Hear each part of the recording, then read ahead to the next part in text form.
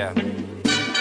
Coke fed, cause I'm headless. Get in the car, I said. She grabbed my hand. Girls rescue, met the bar, witness said. Tears fled the head, I'm weak, now guess she tweet. I guess she confess, she thinking less, not drinking less. Bathroom says, best it gets, spontaneous. Our stereotype, put to rest tonight. Imagine, believe, and achieve, it works. Skyline as a rise like fireworks. Smell through the bag, don't touch my perk. Yo, hey everybody, and welcome to this edition of After the Storm, your OKC Thunder post-game analysis live stream. And the Thunder, of course, took care of business over the Clippers, which, of course, we needed to do because, number one, the Clippers, we hold their unprotected pick. So anything we can do to improve our chances of getting the number one overall pick, we want to do that. And when you look at what the San Antonio Spurs have done, getting Wemby, getting Vassell, getting Harper, and back-to-back years, they completely did what they needed to do to put themselves back on a trajectory of getting there, whereas the Thunder started out with SGA, then added Josh, then added J-Dub and Chet, but really just J-Dub. Then the next year you added Kaysen and Chet, and then you come back and you sign Isaiah Hartenstein in free agency, and then you trade Josh for Caruso, and that just solidified anything that you wanted to do as an organization at that point. But that being said, the Thunder, of course, took care of business 121-101. And you guys know me know I don't really do blowout games, kind of. I mean, it wasn't really a blowout, but it was. The game was over in the third quarter. SGA, the 14th time this year. The 14th time this year in 27 games? What are we, 25-2, so 27 games. So over half the games he's played in that we played this year, he has not played in the fourth quarter, which is crazy. Okay, that's just insane. So, and remember our question of the day was back a few weeks ago, how many games would SGA not playing the fourth quarter this year, and I think we came up with, I think it was over under 30, I believe is what it was, and after a while I kind of wanted to change it to 25, but I'm going to make it outrageous, because if he goes 31 games that he doesn't play the fourth quarter, that 74-1 record definitely is in play, number one, and number two, because if he does it the current streak, we'd have 30 wins in 30 wins? 30 games he does not play in the fourth quarter. Okay, that would give us, 54 wins in, let me see, what would that be? 54 wins in 57? 60, well, it'd be more than that. It'd be 60. Yeah, it'd be 50. Let me see, it would be two more games because he's got 14 now. So out of 27, I'm not a math major, if you could tell. But anyway, it would be something crazy. It'd be 50-something wins is what it would be. It would be something insane. Out of 60, we'd only have a few losses in that particular case. But that being said, the Thunder did take care of business tonight after a crazy, dismal start. SGA started 1 for 6. And he ended up 12 out of his last 18. So he started 1 for 6. He ended up 13 for 24. He started 1 for 6 and ended up 13 for 24. And when you look at him, 32 points in 28 minutes, he's just special. Also, that's his 98th 20-point consecutive game. He's just doing stuff, and we're just so fortunate. And thanks once again to the Clippers. Not only did you give us SGA, but you gave us Dort. And I believe we got Kaysen in that picks too. So we had, not Dort, we had J-Dub and Kaysen in those picks. So we got SGA, J-Dub, and Kaysen in those picks from the Clippers. That's what the Clippers gave us. SGA, J-Dub, and Kaysen. By the way, Kaysen, who's leading the league in steal this year and just playing phenomenal. He's not quite Lou Dort physically, but what he brings with his hands and his quickness and what he's doing is just fantastic. But anyway, they were shooting 70%, 73% after the first quarter. That's what the Clippers were. Hey, what's up, big guy? He struggles early, but he got right throughout the game. Yeah, this is what he does. He starts out slow, and he just does what he does. He's the best player in the league right now, and he should go ahead and get his back-to-back second MVP, which is just crazy that we're that fortunate. But once again, the Clippers is the gift that keeps on giving. So we start the second quarter, and we're down 27-33 to start the second quarter. And you start with J-Dub, AJ, Isaiah Joe, Wiggins, and Chet. By the way, it was good having Isaiah Joe back in the lineup. We had missed him. It was good having Isaiah Joe back, and I liked what we saw out of Isaiah Joe. I mean, he was doing what he needed to do, made some shots, and he's playing better defense. But let's face it, when he's out there, teams attack him, which I can't blame him, because if he's hot from shooting threes, he's going to kill him. And I saw a stat that we're shooting over 50% from the field when he's in the game.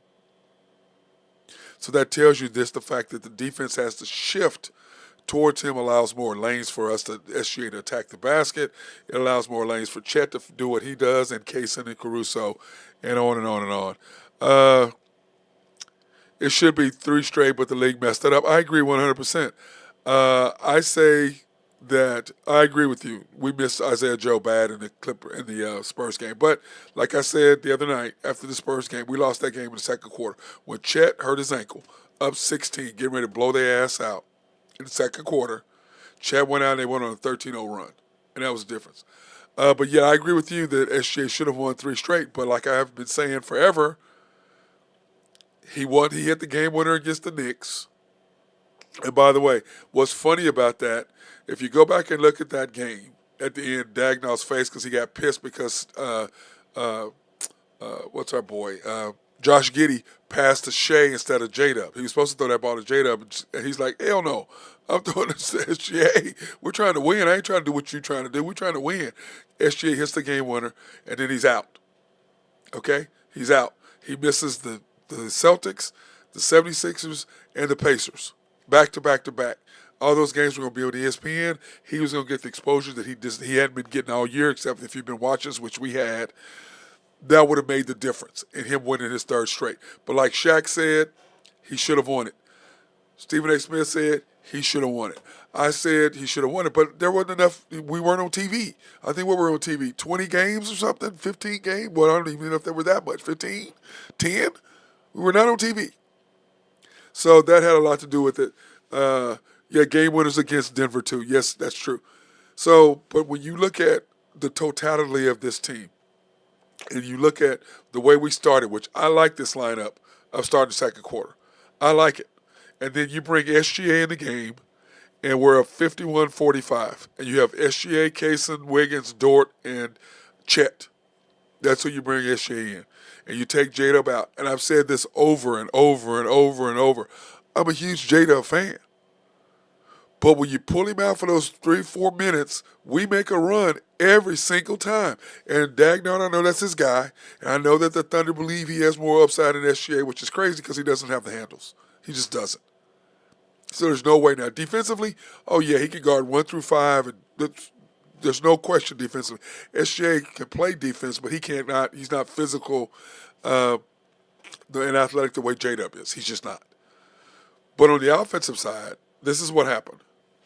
Okay? This is what happened. They went on a run and did what we needed to do. But J-Dub went out the game. So when you start at halftime, the score was 64-59. 64-59.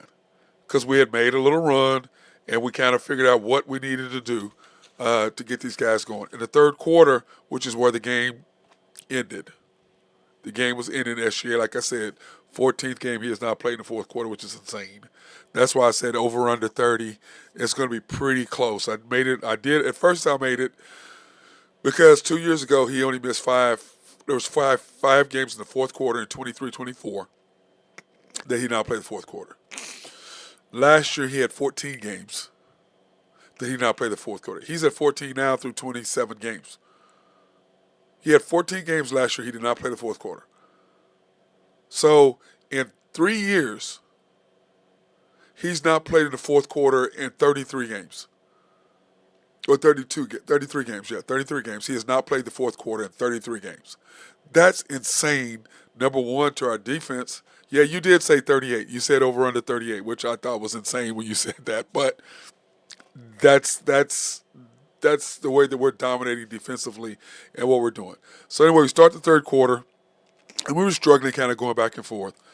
So, but we started to make a move. You had his first sub was at 6:37. The score was 77 to 90, 77 to 70. You had SGA, J-Dub, Isaiah Joe, Caruso, and Chet in the game.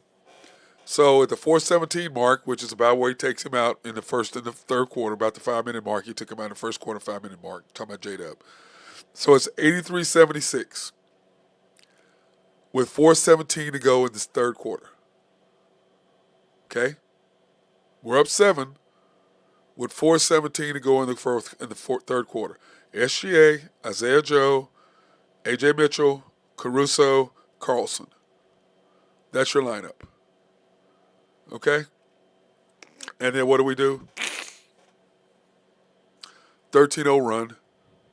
And ended the quarter in a 20-7 run ball game. As soon as Jada went out the game, 13-0 run. Bam, just like that. SGA scored. We got turnovers on defense. And the game was over. The game was over. Just like that, the game was over. You knew if we're up 20 going into the fourth quarter, SGA number one wasn't playing. They weren't planning on playing him. He wasn't going to play in the fourth quarter. And then I think he pulled everybody out with about 5 minutes to go. When it's the normal time that he would have put SGA back in the game, 6 minutes mark, somewhere around 5-6 minute mark in the fourth quarter. He would have put SGA back in, but it's crazy. Why are you putting him in? No need to. Listen, not to change the subject, but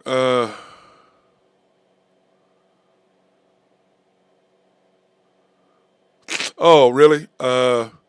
AJ Mitchell's dad passed away. We want to say rest in peace to him. I'll definitely change the subject right there, brother. That's a huge thing. Our hearts and prayers go out to AJ Mitchell and his dad. And AJ did have a decent game tonight. And let's go ahead and look at the box score since we're going down that road. Let's go ahead and do that and give him a little love, okay? Yeah, great call for that, by the way. Thank you for saying that. Yes, and we know you're the one that said A.J. Mitchell was the guy, even though that we did not believe it at first, but you were right. And he is just he is just doing his thing. He's doing his thing. A.J. Mitchell tonight, let's talk about his stats. In 28 minutes, he had 16 points in 28 minutes. 7 for 15, 1 for 3. I thought that's an outstanding game by that young man. And I love me some A.J. Mitchell.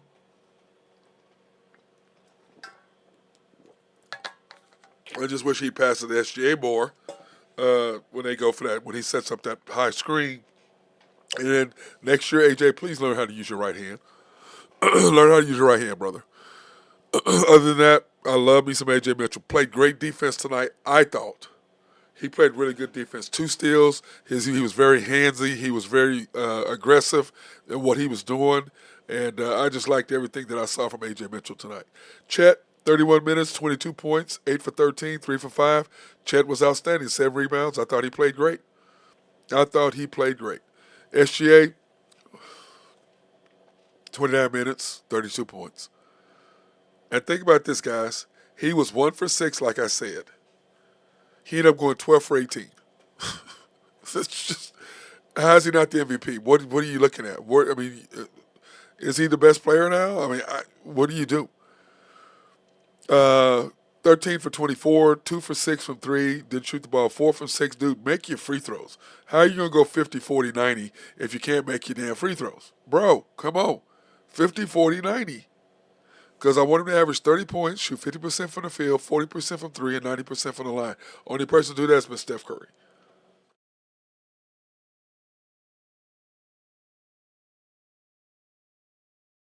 So I would love for SJ to be able to be the other person to do that, because that would also, and it's his 4th year to average 30 and shoot 50% from the field. Only Michael Jordan's done it more. Michael did it 5 years, which is crazy. That's a crazy 5-year run. He was frustrating me the last 3 minutes because he wouldn't pass it up A better shot. Yeah, but you know what? Uh, he did the Dame thing, but you know what? He was trying to score, and because he knew he wasn't going to play. And as I always said, we're talking about SGA, right? Is that what you're talking about, Boo? Is that what you're talking about? I'm sure you're talking about SGA, right?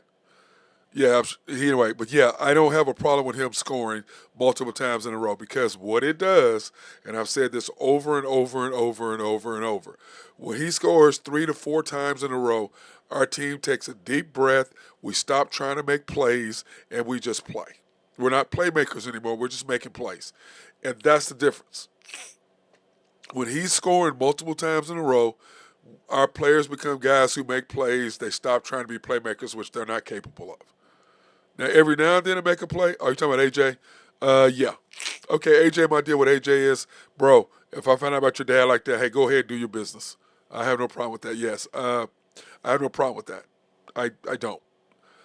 Uh, Jokic does not play. He plays decent defense, but you're right. He's not. I saw a comparison the other day. You're going to like this. They were talking about Jokic versus Elijah Wan. Who would you rather have? Elijah Wan. You out your damn mind. Elijah Wan. Especially in today's game. You can shoot threes. It's a different game today. But Elijah Wan plays both sides. Lou Dort tonight, 18 minutes, 0 points, 0 for 6. He wasn't even close on his shots today, and he gets like that, and I'm okay with that. I have zero problem with 18 minutes. I have no problem with him playing 18 minutes. If he's not making threes, I want you to play defense. If you're not going to do that, then you don't need to be on the court. And I think we can win without Lou. I really do. J-Dub, 29 minutes, 20 points. Once again, he's playing pretty good. He's getting back into his groove. You can just kind of tell. 8 for 14, 2 for 2. J-Dub's playing good. 5 assists, 1 turnover, 2 steals. J-Dub is slowly getting back into the groove. What is this, his 8th game back or something like that? Not very many. Like what I said to him, Kaysen, he's a monster. I just wish he could knock down threes and knock down shots. What did you say, Elijah Wan? What the hell? Jokic is a backup in the 90s. Sorry, but not sorry. I agree. Olajuwon is. I saw a thing matching those two. I'm like, that's not even up for discretion. Please, you're crazy. Brandon Carlson tonight, 15 minutes, 4 points. Nice dunk by the big fella. Caruso, 15 minutes. Caruso's Caruso. He's just all over the damn place. Handsy as hell. Gets in the passing lanes. And the best thing in the world has been for Kaysen is playing with Caruso.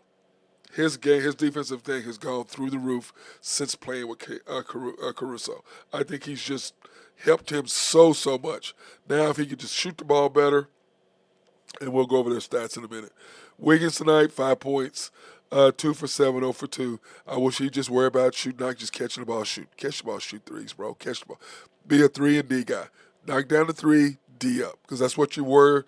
Then after last year, all of a sudden you become a scorer, and I think to me that's the Thunder trying to get him to be able to be trade bait. That's just me. Once again, we already talked about A.J. Mitchell and what A.J. Mitchell did and what he's capable of doing. When you look at the Thunder's next 5 games, we have 5 games left. We have tomorrow night. It's a back-to-back, and the reason why is because the Clippers game was supposed to be last night, not tonight. It was supposed to be last night. But since everybody thought we were going to be in the Cup Finals, they did not want to play back-to-back. So that's what happened. You think Mark is killing Wiggins, by the way. Wiggins flow. Yeah, he's not in flow. But once again, our coach, we know his biggest weakness is he doesn't get flow in the game. I heard him say something today about, we're playing all these lineups and people don't know what to do with us. Bro, you don't know how to keep the flow of the game. You took Caruso out against the Spurs in the third and fourth quarter. At the end of the game, what the hell are you doing? Why are you subbing? Because you need to sub? That flow, I want Caruso at the end of games, I want Caruso on the floor. If it's between him and Kaysen, I want Caruso and Dort on the floor at the end of games. At the end of games, I want SGA, Caruso, J-Dub, Dort, and Chet. Or if Dort's in trouble, Kaysen. That's who I want in the fourth quarter. At the end of games, that's who I want.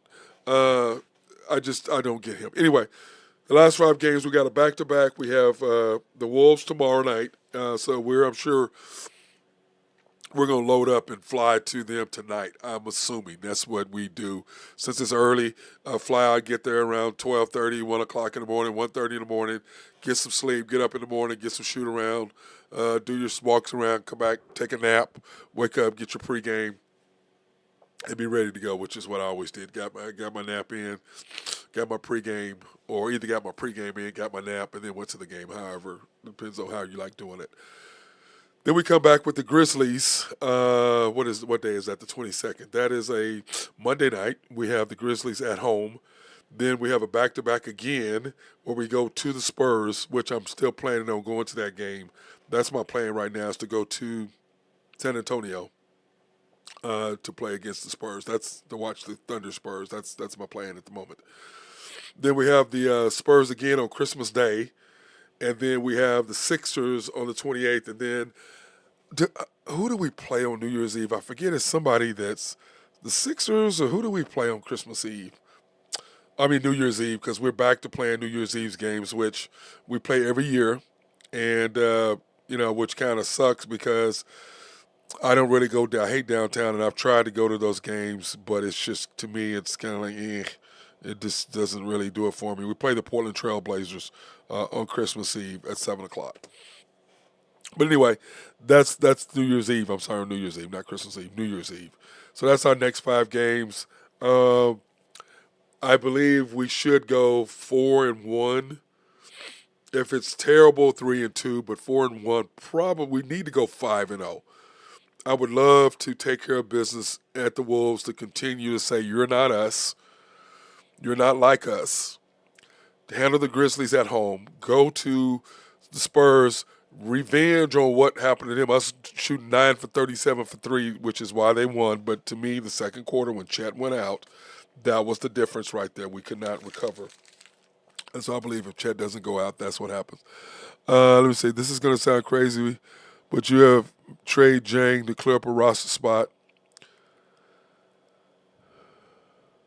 And Taco Fail can't defend Wemby. Nobody can defend him.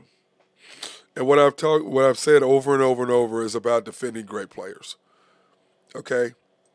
All you can do is stay in front of them. They're going to do what they do. I mean, Caruso was slapping the ball away. That shot that Wemby made, got the ball slapped, comes back up, he slaps the ball again, but his hands are strong enough that he can hold it up and finish the shot. You can't play better defense than that. Dort blocks his dunk. You can't play better defense than what you can play on Wemby, but great players do what they do. SGA is going to do what he does. You don't stop them. All you can do is just hope they're off. Kobe Bryant, you can hope they're off. Like, I remember when Kevin Durant had that good game against Kobe, and everybody's like, oh, Kevin Durant shut down Kobe. And Durant was like, in the interview, in the postgame, Durant's like, let's not talk about that, but I played some deep. And Kobe just killed him after that. Bro, great players, you don't stop them. All you can do is try to get in front of them, slow them down. That's it. You're not stopping them. You're not stopping them. All you can do is get in front of them, slow them down. That's just it. Yeah, 7'6" versus 7'5", but that's it. They're tall. He can't stay in front of him. His handles are too good. His footwork is too good. He's not quick enough. He's not Wemby. Because they're both tall means absolutely nothing. Wemby's skill set is way too good for a Taco to try to even remotely do anything with him. Let's take a break and thank our sponsors right now. SRB, if you have needs for engineering, surveying, or planning, hit these guys up. They'd love to take care of you and make sure that you have clean drinking water, especially if you have a water treatment plant in your city or county. Oak Road Trucking, if you have needs for dirt, rock, or sand to be moved, those are the people that you need to deal with. My guy, Jose Fierro, is the man. YNB, family owned and operated since 1912. They are the bank that makes things happen, which we were there yesterday. Doing our show there at the bank like we do once a month. Love that place. They're an equal housing lender, a member of the FDIC, proud sponsor for us to go out and support women, minority, and black-owned businesses in the Oklahoma City area. You can pre-qualify them online at www.ynbok.com. That's www.ynbok.com. Or go into one of their 5 locations, the main bank at 401 Elm, 66 steps from historic downtown Yukon, Oklahoma, or US 66, however you want to look at it. YB East was off the Parkway and 39th Expressway, or US 66. YB Mustang, 218 North Mustang Road. YB Parkway, which is off Garth Brooks and I-40, just south of I-40, can't miss it. YB People's located on 23rd between Rockwell and MacArthur in the great city of Bethany, Oklahoma. Creed Cologne, the House of Creed. Man, it's some good smelling stuff. I had some on. I still got some. I can still smell it. I had some Aventus on today. And stuff is good. It really is. It really is delicious. And you can go into any of these Dillard stores. The one at Penn Square, of course, the West Dillard's is for women. The East Dillard store is for men. You go to Dillard's in Woodland Hills Mall, which we went to. It was fantastic. They do have a Creed counter in Saks in Tulsa too as well, but the Dillard store is the one that we promote. Town East Mall in Wichita, Kansas. Oak Park Mall in Overland Park, Kansas, not Missouri. Overland Park, Kansas. Park Plaza Mall in Little Rock. South Plains Mall in Lubbock, and the Westgate Mall in Amarillo. I still have not been there. I've been to Wichita, I've been to Overland Park, I've been to Little Rock, been to Lubbock. I have not been to Amarillo. I need to go there, just squeeze in there one time, I think. This is just maybe, I don't know, maybe not. Let me see. He's just a body. Then he'll get to the basket. Yeah, he's not. He can't play. He's big, that's it. He's just tall. He can't play. We're fine. Do what we do at Wemby. We just can't go 9 for 37 from the field. Chet can't get hurt when we're going up 16, about to blow them out. Now you give them a little hope that they can compete with you. And then they turn around and they lose to the Knicks. Okay? They lose to the Knicks, which is par for the course. They beat us because we weren't at our best. It's the first time we played everybody. And as my guy, the commander, Randy Wright, said, he believes that because that's the first time we were completely whole, that he didn't know how to play everybody that game. That's what he says. He don't think he knew how to play everybody because of the simple fact that that was the first time. Remember, iHeart, SGA, Chet, J-Dub, and Dort all played together along with everybody. It was the first time our first time our team was almost whole, and Isaiah Joe didn't play. Then tonight, who didn't play? Jay Will and Isaiah Hartenstein didn't play. So it's like, can we just have somebody? We had Hartenstein in the game against the Spurs, and that's what my guy said. That Randy Wright, he says that if he didn't know how to really sub because he had everybody. So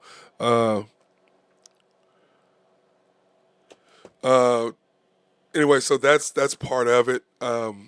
And then tonight we didn't have Hartenstein and we didn't have Jay Will. So Carlson came in and gave us some decent minutes, but like I said, for me, Brandon Carlson, when he plays, it's a must that he hits his threes. If he's hitting his threes, we did. Yeah, we had Hartenstein. That was the first time we had everybody except Isaiah Joe against the Spurs.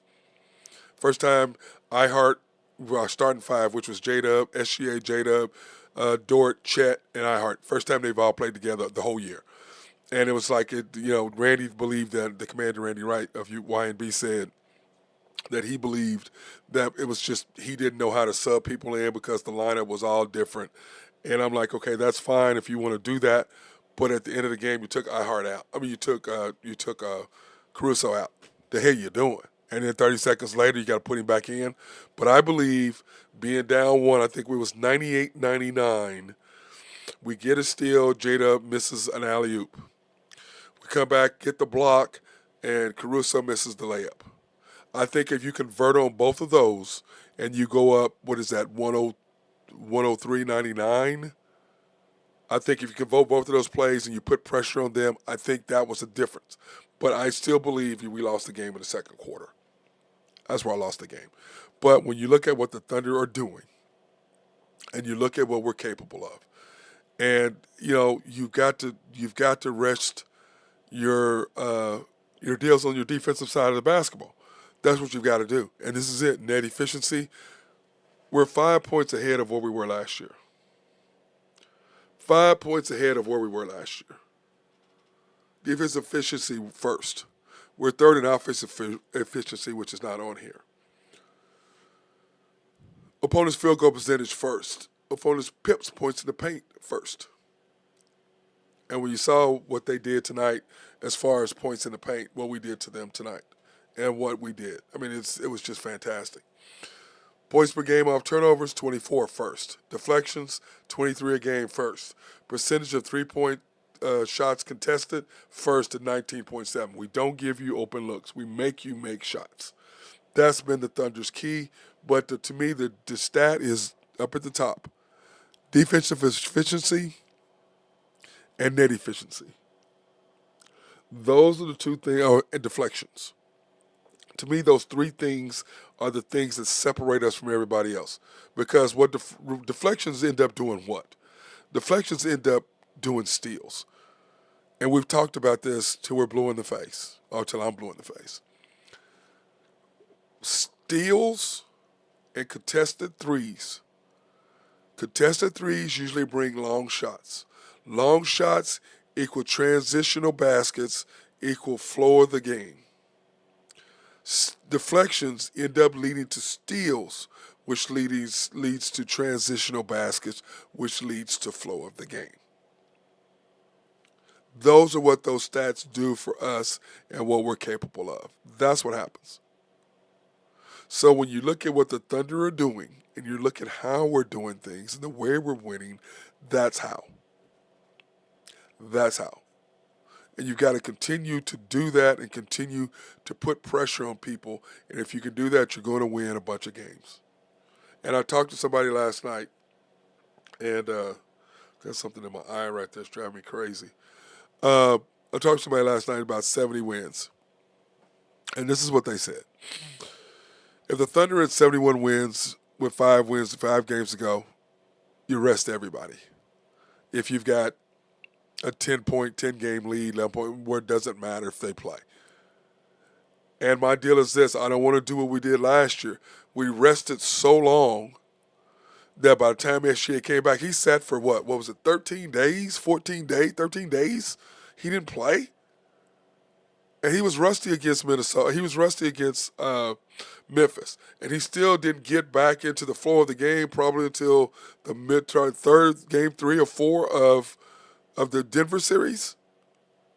So you have to weigh that. And that's what I was saying. He goes, yeah, but you don't want to get hurt. I go, I get that. But if you have a chance to break the record, bro, you got to break the record.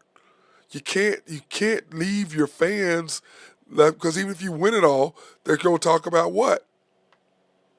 The fact you didn't go for the record. And I just don't believe you can sit guys for 12 or 13 days and you come out and be ready to play, or whoever you're going to play. Yeah, it's going to be the 8th seed, agreed. But at the same time, your team is not going to be in. We swept Memphis. Remember, it was game 3. We were down 28, 26, whatever it was, and came back and beat them. And you've been our saving grace is game 4s. We win game 4s. We beat Dallas game 4. We beat Memphis game 4. We beat Denver game 4. We beat Minnesota game 4. And we beat the Pacers game 4. You have to win that game 4, and we've done that. Let me say, we are going to break it all, even if we aren't going to try, go for it. We are that good. Yeah, I understand what my guy was saying last night, too. If you just think if J-Dub or SGA gets hurt and you're going for the record, I get all that. But bro, you can't, if you have 5 games left and you need 3 games to break it, or 4 games to break it, you got to go for the record. Because if you have the greatest point differential, if you have the greatest net efficiency rating, if you have the best record and you win the chip, then you separate yourself. You separate yourself. Is it a risk? Yes. But a small one, and I still think you have to go ahead and do what you need to do to get the W. That's just me. The greatest of all time. You got to do that. But it depends on if our coach understands flow of the game, which he don't, because we win in spite of him, not because of. And it's like I was talking to this guy about how we make runs with J-Dub on the bench, 4th quarter. All I want you to do is take him out 2 to 3 minutes. That's it. and we will make a run. You put him back in. Now all of a sudden we're in a flow, and you bring him back in to help close it out. That's how you do it. But you put him on the bench. There's like I said, I have the stats that I've been doing for 3 years. I know your stats are way the hell better than mine. You're only a minus when SJ is on the bench. Everybody else, you're a plus. Everybody else, you're a plus. So you can be without everybody playing except him, but you tend to sit him a bunch. What are you doing? Trying to get them more ready? I mean, stop it. If this is the thing, when SGA scores 3 or 4 times in a row, our team relaxes and we're going to beat you. Because we're not trying to be playmakers. We're just making plays. There's a difference. But anyway, that's all it is for me tonight. I'm done. We have the Minnesota Timberwolves tomorrow night, so we'll be back on for that. Let me see. And bragging rights. Yes, 100% bragging rights. To be honest, we're the greatest team, though. Greatest team from top to bottom. I love the 1995-76 Bulls, but they weren't deep defensively. But you got to remember, they had Michael Jordan, they had Scottie Pippen, they had Ron Harper, and they had Dennis. That's what they had. They were 4 strong defensively. And Tony Kukoc was their weakness, no doubt. But those 4 right there, that's the difference. Those 4 right there. Michael, Scottie, Ron Harper, which by the way is Dylan Harper's dad, and Dennis Rodman. Those 4 right there separated everything else. That's what our team is. Like I said, to me, SGA, J-Dub, Caruso, Dort, or Kaysen, and Chet. That's how you close people out. No, you're not going to play them full 48, but what I'm saying is the difference is that those 4 guys switching off just like us. Remember, who do we have? You have SGA, you have J-Dub, you have Kaysen, or defensive, let's start. You got Dort, Caruso, J-Dub, Kaysen, Wiggins. That's 5. Then you had SGA 6. Then you have Chet 7. So we're deeper defensively 100%. But those 4 guys at the end of games, when you talk about having to score baskets, that makes a difference. And what has the Thunder's recipe been the last 5, 6 years? We play great defense down the stretch, and SGA closes the door. That's been the recipe since middle of 2021. We play great defense, SGA closes the door. So if Dagnall, you want to win, quit trying to develop and all this bullshit. You play great defense, you give SGA the ball, and everybody else should be supportive and do your thing when he sets you up to make your shot. Because that's what he's going to do. He's going to set you up to make your shot. So all you got to do is perform, which is what Jordan did. I'm going to shoot the ball, but Steve Kerr be ready. John Paxson be ready. Scottie be ready. Tony Kukoc be ready. Ron Harper be ready. That was the recipe. I'm going to do my thing, and then when everybody relaxes, you guys make them pay. But we're going to stop you and make it tough on you to score, and then we got the guy that y'all can't stop. That's how you win. You force him into tough shots. You put the ball in his hands. Was in the second quarter, remember? SGA didn't touch the ball last minute, 30 seconds because of A.J. Mitchell and J-Dub. No other coach is going to go, the other team is making a run, and not slow the ball down and say, stop, put the ball in SGA's hands and let him go to work to stop the run. He didn't do that because that's not his guy, it's J-Dub. No other coach is going to say, can you imagine? Oh, Steph, don't worry about it. You're not going to touch their team making a run. You're not going to touch the ball in the last minute and 20. Giannis, you're not going to touch the ball last minute and 20. Who else? Jokic, they're making a run. You're not going to touch the ball. We're not going to put the ball in your hands to shoot the ball. What are you doing? Oh, you're doing what you always do. So, anyway, I got to go. I get out of here. I'm going to go to bed. Got a full day tomorrow, and then I've got some stuff I've got to do on Saturday. I got a 12-hour shift on Saturday. I've got a 6-hour shift tomorrow, so I'm going to be working 19 hours in the next 2 days. So I'm going to get some rest and going to give my fat boy, my pity, Ace some love, give him some hugs, give him a couple treats, and then I'm going to be done. Let me see. What do you say? SGA needs to get a killer mentality to the Spurs game. SGA fell apart. What are you talking about? What are you talking about? That's not what happened. That's not what happened. He touched the ball in the second quarter. We lost the game in the second quarter. The end of the game, he was fine. He can't stop him. Nobody, listen, from a player's perspective, once I'm rolling, I don't give a shit who you are. You ain't stopping me. I'm going to do what I do. You can slow me down, and you can hope I miss. I'm great. It was a very good defensive player. Great player, Rolando Blackman. Toughest guy I've ever had to guard. I know that he's 6'6". I know I can keep him in front of me. That's all I'm going to do. He's going to do it. I can just hope he miss, get a hand in his face. I'm not going to stop him. You don't stop SGA. You don't stop Wemby. You don't stop Steph. You don't stop LeBron. You don't stop Kobe. You don't stop Luka. You don't stop Dame. You don't stop Giannis. You don't stop Jason Tatum. You don't stop Jaylen Brown. You don't stop these guys. They stop themselves because they miss. All you can do is just try to make it tough on them. That's all you can do. But when they do what they do, nothing you can do. You're screwed. It's over. That being said, hey, everybody have a good night. Remember, 2025 World Champions. Let's repeat. Peace out. Thunder up.